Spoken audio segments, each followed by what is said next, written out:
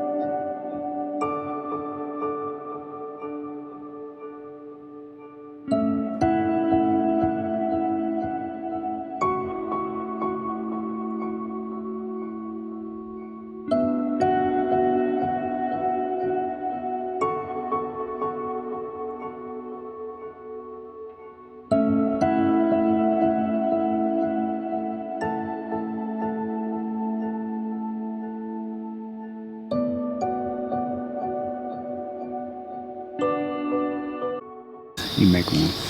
What? After you make one. What? That was good. Was it not? You sound pissed too.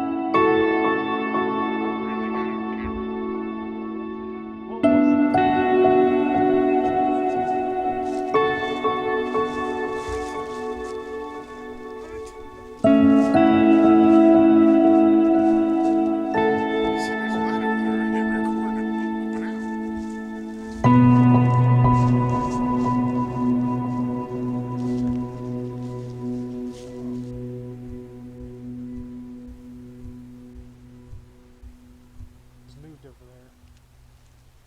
I don't know what it was, but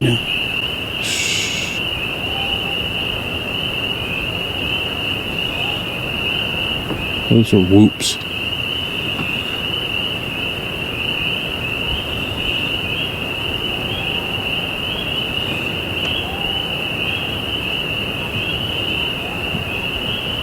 Those are fucking whoops. Is that picking it up? I hope so. Someone get their phone out and record just in case. Mine don't record with a shit. Oh, this.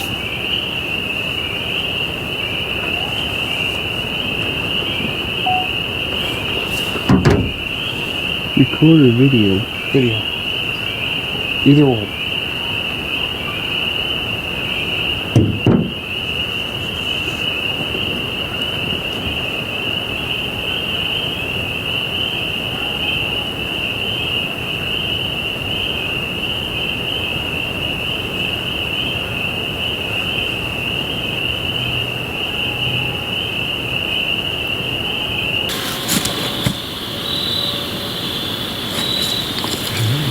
What? It's back over there. That sounds just like the horn.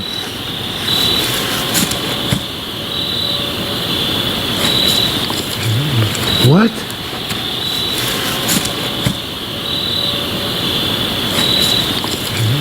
What? Shelby's our wood knocker.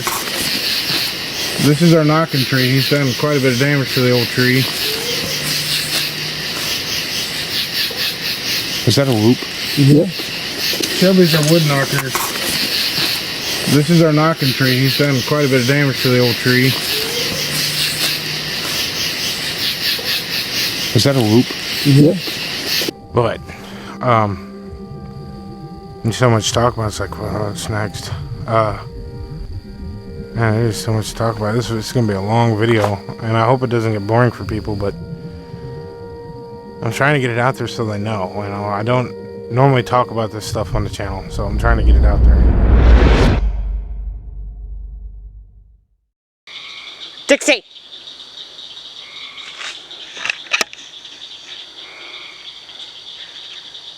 She just looked at it. Okay, we're gonna go a little more intense. Okay, watch your flashlights. They're after something. Dixie, come! Hank, come! Good girl.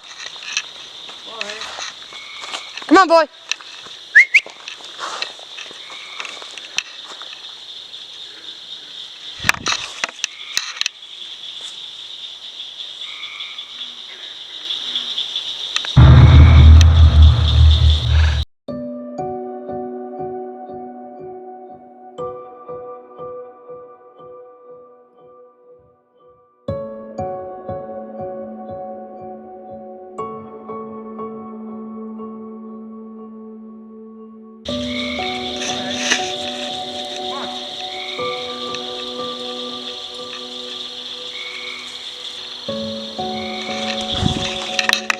Dad?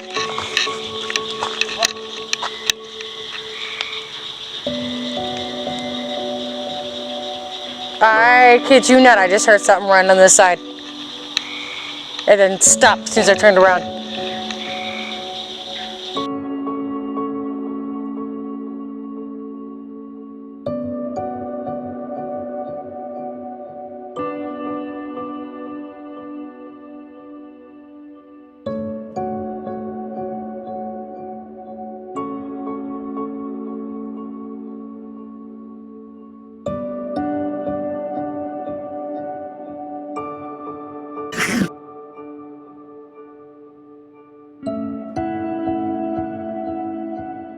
For those who may not be aware, the doors of newly installed mobile homes stay locked until the plumbing and electrical systems are set up. Shelby and his family had not yet entered their new home, so the door unexpectedly opening was, nonetheless, unexplained.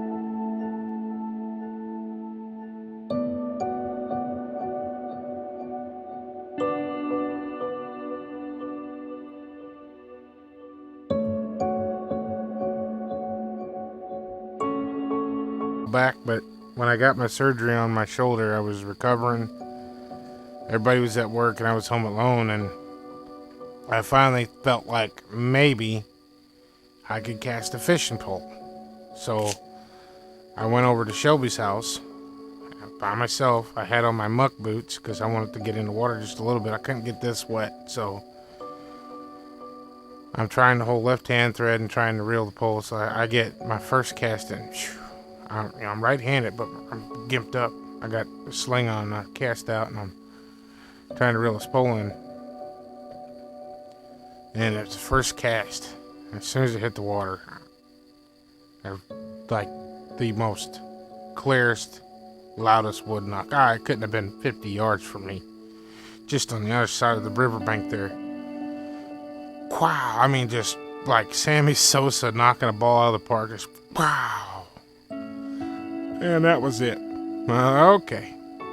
Got her reeled in. Got in the car and I left. It's like this thing waits for you to be alone. There was that time, Brittany, you and Sabrina were fishing over there and you got snagged and you waded across the water to get your expensive lure back and something was over there moving around really big. Remember that? Yeah, throwing rocks at you. I mean, they were hitting the water and you were getting out of there. When I got those jet skis, they didn't run when I got them, and I was messing with them while they was on the trailer and got them running. Well, jet skis have to have water as coolant, and I didn't have a set of them earmuffs to put on the prop to get water to it, so I just backed the boat down there and put them in the water and, see how they done. And I actually was taking one off the trailer to try it. And somebody whistled across in the same spot where you had rocks thrown at you right there. Somebody whistled, and it was loud, and it was very loud. You could hear it over the jet ski. I wasn't there alone. There was about 15 people standing there with us, and everybody's like, "Who's that?" It was just one whistle. I don't know if that was me. I don't know, And I was thinking about it, like probably, but I don't want to sound like a crazy person here in front of all of our friends and family. I make a couple passes on the jet ski, and I bring it back. I put it back on the trailer, and I take it back up there. I'm working on it some more. Get it running a little better, and the same thing. I'm going to take it down there and put it in the water. The exact same thing happened. As soon as I got it in the water and got it started, a loud whistle again. And everybody heard it again. And I'm like, yep. This thing's been watching us. But I couldn't just tell people, like, hey, here it is. There it is, hey, check it out. Yep, that there Bigfoot. People, you're fucking crazy. You're a crazy person.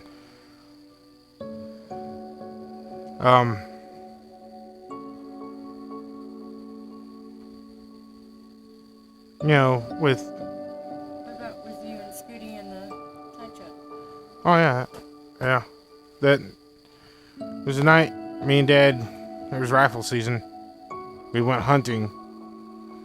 And, it was evening hunt. We come back. And, I don't remember what we were doing. But Dad was getting a ladder over here.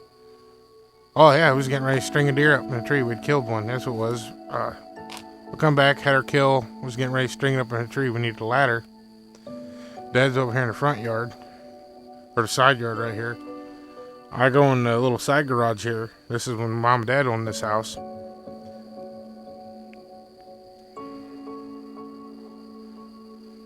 I go in that garage there. Mom and Dad had a pit bull at the time. I think its name was Scooty. They didn't have it very long because the dog went missing. I was in that garage and that dog was in there and something growled at me. And it scared the dog. The dog started barking at it. That scared me. So I come out and I'm standing with the flashlight. I'm like freaking out. And Dad come around this side of the house and said, "What are you doing?" I said, I told him what happened. Something just growled at me. Like, ugh. With everything that's happened in the past, it's like, ugh. Never heard anything else later that night. There was another time where Dad had the Chevy Tahoe and the power steering pump went out, and he got a new pump, and they had it over here behind the house by the carport, and you had to use a pulley remover to extract the pulley off of your existing power steering pump, and put the old pulley on the new pump. So Shelby and Dad were doing that, and across the river, they hear somebody. He didn't think it was across the river first. You hear screaming like he thought Mom had fell. It was just just like somebody was hurt, screaming. And Dad run up the back stairs on the back porch, and he got to the top of the stairs, and he realized he thought Mom had fell, and he got to the back steps there by the door, and he's like, realized it was coming from across the river. And Shelby and Dad heard this thing screaming. They could hear tree branches breaking. They're watching like, what in the hell is this? And it's running down through the screen, making all that racket. And it got down there where that goes up that steep cliff, and it quit. By the neighbor's house? Yeah, well, yeah. And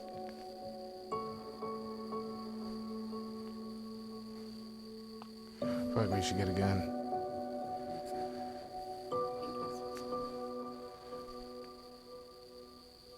Anyway, Dad and Shelby was like, all right, we'll finish this in the morning when the sun's up. But yeah,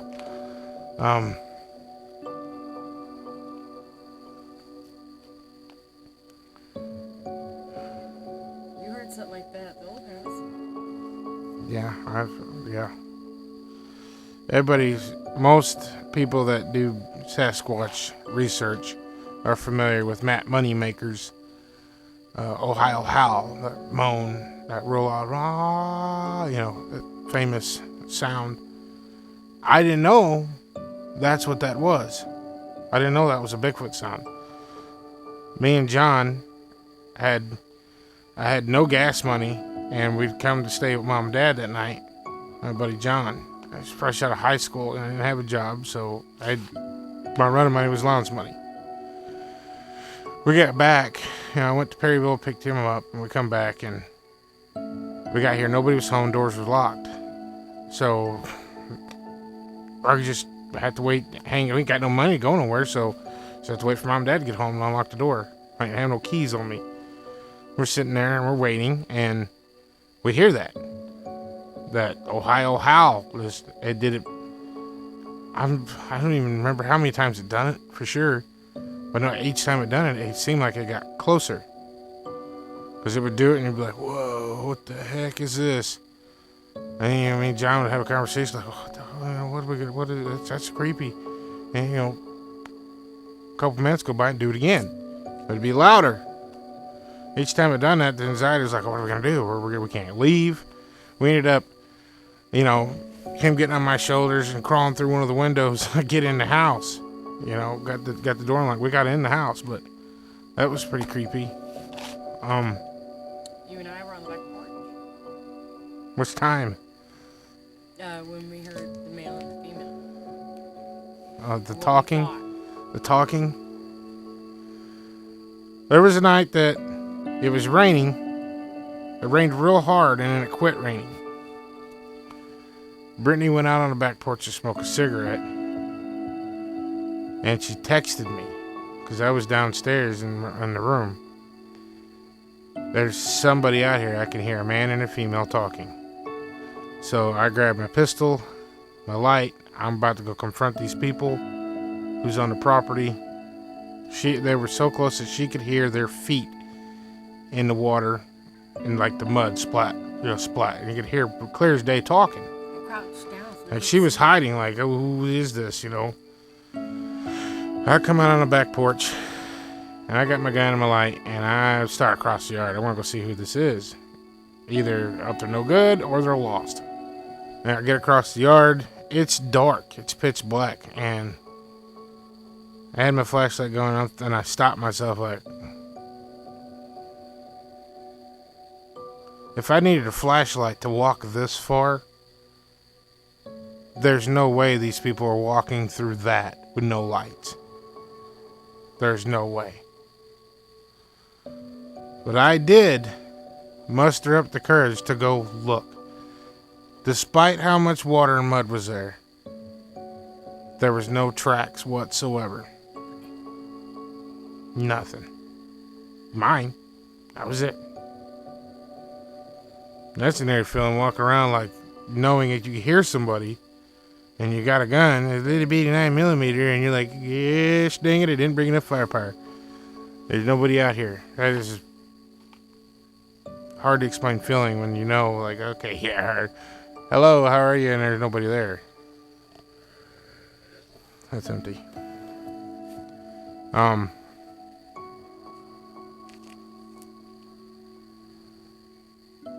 Me and Miguel were at Shelby's filming and doing some research, and you called. You and Emma were you take trash bags and throw them off the back porch into the trailer of a riding lawnmower, and then you take it over to our dump. And that bag missed, busted. You guys went down there to clean it up. Dixie's sleeping on the back porch. And while you're picking up the trash, Emma says, "Mom, did you say hello?" And you're like, "What are you talking about?" "No, I didn't say hello." And then you checked your phone to see if maybe you butt dialed somebody, and then you heard it. "Hello," over here in the tree line. And at that point, the dog stood up and started growling. She never does. No, she don't growl at people. And when you got Emma and the dog back inside, you come back outside, and that's when you heard something walk away. Never seen You could hear the footfalls walking away. We have stuff like that happen all the time over there. And being in there and here, like, for example, Dad was down there hunting this last rifle season, and Mom had Shelby's kids, because I think Shelby was with me. I can't remember that. Mom was watching Shelby's kids because Shelby and Samara were home. They were doing something. Me and you were doing something. So Dad was down there.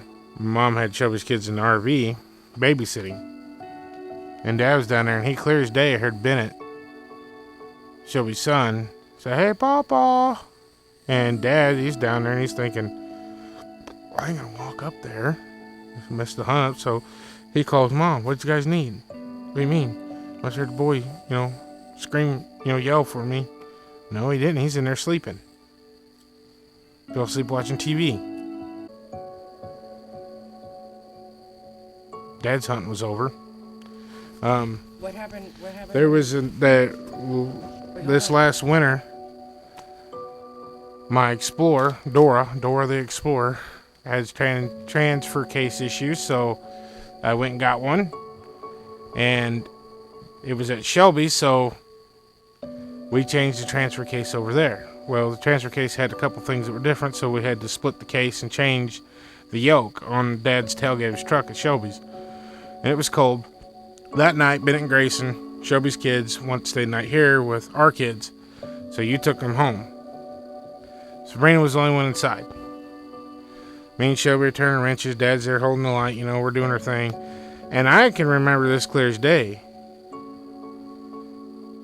I heard Bennett yell for Dad, or yell for Shelby, "Hey, Dad!"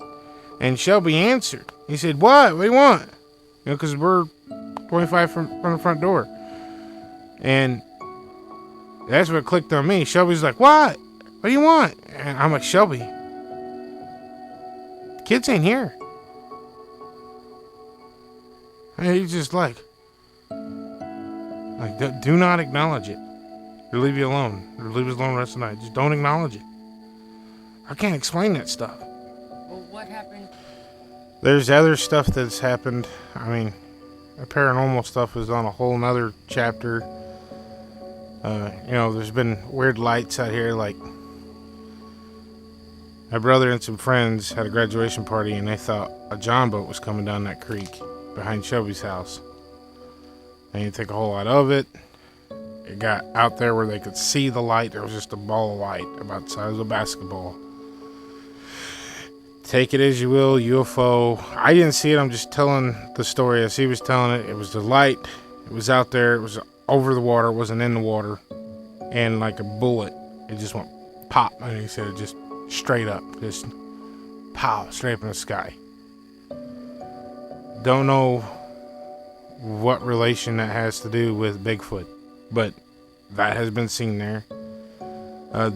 Dad and Mom were over there camping in their camper. The same one with the bright LED light, that travel trailer. And he thought that, him and Mom were laying in their bed, and he thought that one of us had come over because he seen, the lights hit the side of the camper on the tree line side. A car can't do that unless you're one of us. You got to know how to get in there. And he thought, well, I guess one of the boys is here.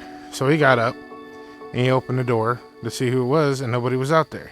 He didn't see any cars, so he put his shoes on, he got his flashlight, and he went outside, and nobody was there. Nobody was there. It was just him and Mom. And he was so worried that it might have been someone trying to,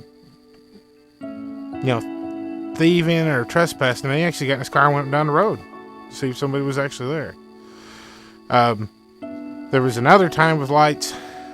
This is Shelby, my cousin, and Dusty were on four-wheelers, and they were riding down the road, and they just passed Grandma's house, which is now Shelby's house. They just passed the house, and they went down to the dip bridge. And there was a car that come flying up on them, what they thought was a car, two lights, come right up on them. And he said they got right up on us to where we took off, because young kids, they thought, cop, go, go, go, And they're running down through there, and they hit the dip bridge, and they pull off in Bryant's driveway right there on the left. And he said that they turned to look at this light, and he said the light just went out. And it left a dust trail and everything. Ghost lights. I don't know. I don't know how to. What are that? Ghost lights? Ghost car?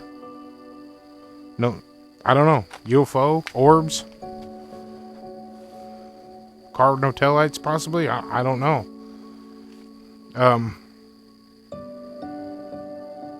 I seen those two big lights, and they were big. They weren't the size of car headlights. The lights were big in circumference-wise. I went over to Zach's house, and the same silver truck Dad had. Huh? Right across the road. Yeah, look, right there across the road here. Zach grew up there and still lives there, I went over there. I took a motor over there, and him and Kelly weren't home, so I called him, like, hey, I'm over here to drop that motor off. Where you at? And he said, well, we're in Farmington. We're getting pulleys and parts and whatnot. We'll be home in about 30 minutes. Okay, cool. I'll just hang out here. So I go out on the back porch where it was kind of the hangout spot. It has a little bar and a barbecue pit, TV. His dad built that porch. It's really neat to hang out on. It looks over the river. The river's down there a good ways, and it overlooks all that. And I was sitting there, it's fall time, and I seen what I thought was car headlights upstream, because I remember thinking, man, I didn't know you could get to the river from up there on that side of the river. That's a good fishing spot. And I'm thinking, like, I'm going to try to figure out how to get there and go fishing.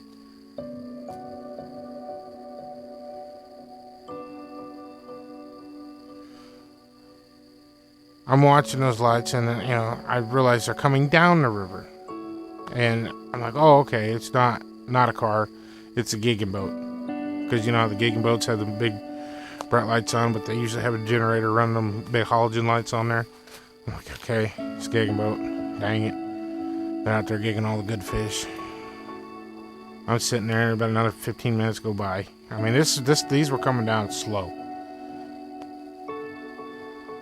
I got close enough that I realized that they were not gigging boat lights. These were in the air. They weren't as high as the treetop, but they weren't on the water. They were, 15 to 25 foot above the water. They were beneath me. They were downhill. I'm looking down at them from the back porch, and they didn't go past the house. They stopped. I could see all the water underneath them lit up, and I could see the reflection. I could see the trees. Everything was lit up. The lights weren't like mess with your eyes bright. Like looking at the moon, you can look at the moon, it's not going to mess with your eyes, but they're bright enough. They were like halogen, like old school car headlights. They were that yellowish light. So I initially thought that they were car headlights. And they stopped, and I'm looking like, holy crap, what am I looking at right now? And mind you, this is maybe 6 months after I seen those red eyes. So I'm already kind of like freaked out. I'm scared of the dark as it is. They start to go up. I'm looking at these lights over here on my right, and the back of the house here. They can go past the house. They start going. They ain't turn, and go up the hill like a headlights would. They just started going up the hill. And they got above the treetops, and they're up there, and I could watch it through the trees. At this point, I'm making my way to the truck. Like, I'd look at it, make a couple steps, and walking backwards, going to the truck. And it got behind his little garage there, and his dad had built this old air compressor, and when it would kick on, when it would lose air pressure, it'd kick on. What it did, the belt would go, and the pump would start pumping, and it did that as soon as those lights got behind that garage. And about like the same deal, and I hit the ground running. I was getting out of there. I didn't know what that was until I got halfway down the driveway and realized it was an air compressor. The first initial thought was there's something squealing at me. My heart's racing, and I'm looking at this like, and then that happened. It was just like, ah, scared the crap out of me. But as I got up the top of the road, because you run uphill, got up the top of the hill on the highway, and you couldn't see them anywhere. They were nowhere to be seen. They weren't way up in the air by then or what. I don't know what that was. Didn't make any sounds. They were flying. They didn't turn. I don't know what that was. Wasn't a drone because drones weren't around then.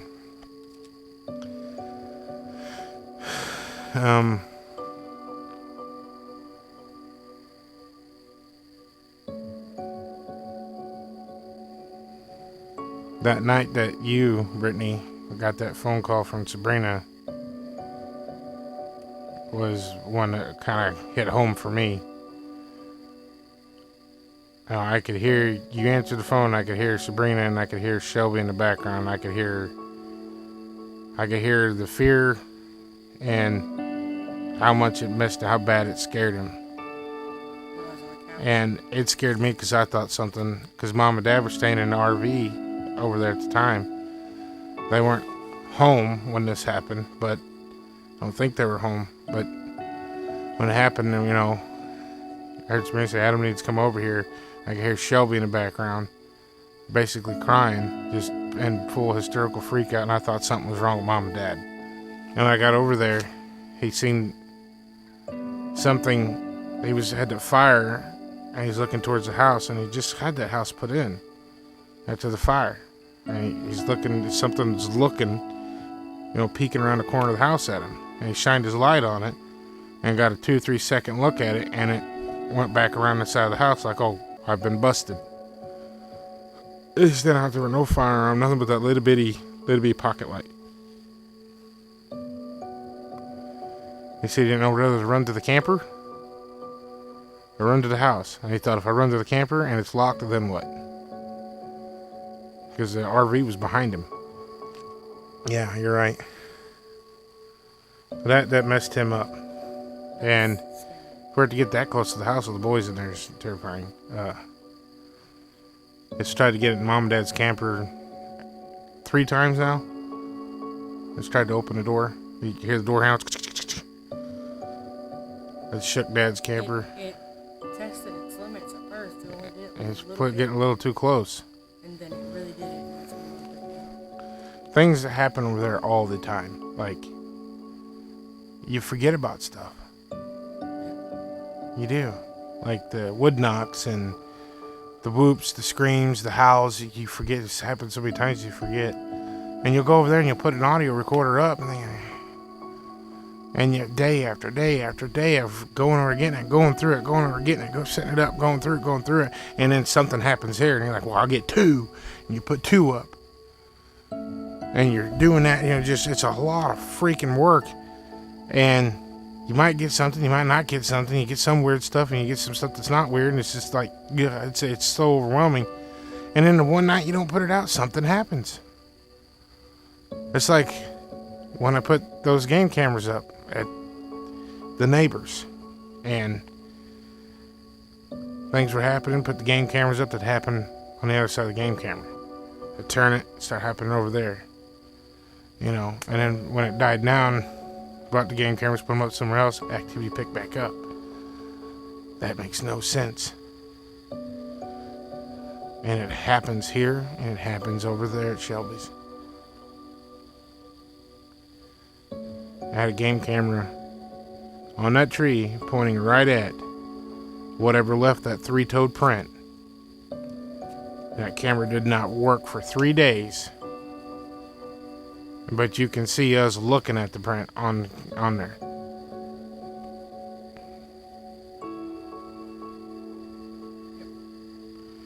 Footprints we find footprints. Some are good, some are not so good. We've attempted to cast. We had a very good print that we attempted to cast and just screwed it all up.